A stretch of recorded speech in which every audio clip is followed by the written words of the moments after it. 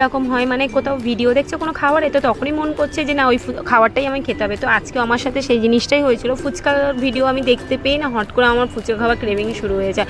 আর ফুচকা আমার এমনিতেও খেতে খুবই ভালো লাগে। তো সন্ধ্যেবেলা করে ডেলি বেরানোই হয়, কিন্তু আজকে বিকেলই বেরিয়ে গেছিলাম ফুচকা খাওয়ার জন্য। আর সত্যি বলছি এতটা ভালো লাগছিলো খেতে, সন্ধ্যেবেলায় খাই ভালো লাগে, কিন্তু তার থেকেও যেন ওই ভিডিও দেখার পর ফুচকা খাওয়ার পর যেন আরোই ভালো লাগছিলো। তারপরে সবাই মিলে ফুচকা খাওয়ার পর বললাম চলো একটু যখন বেরিয়েছি ঘুরেই আসি। তো যেতে যেতে দেখতে পারি ওখানটা আইসক্রিম বিক্রি হচ্ছে, আইসক্রিম কাকু দাঁড়িয়ে রয়েছে। তো 10 টাকা করে এই ক্রিম বেলের আইসক্রিমগুলো নিয়ে নিয়েছিলাম। আর এই আইসক্রিমগুলো সত্যি কিন্তু খুব খেতে টেস্টি হয়। তারপরে যেতে যেতে এখানটাও দেখতে পারলাম যে ঘটি গরম বিক্রি হচ্ছে। তো ওখান থেকে ঘটি গরম নিয়ে নিয়ে এদিকে আমার বোন লোকের কাছ থেকে ফুল চুরি করে শুরু করেছে, মানে যার যার যেটা স্বভাব। তারপরে এইখানে ঝিলপাড়ের সামনে আমরা দাঁড়িয়ে রয়েছি, ও একটু বলছে যে এখানে ভিডিও বানিয়ে দাও।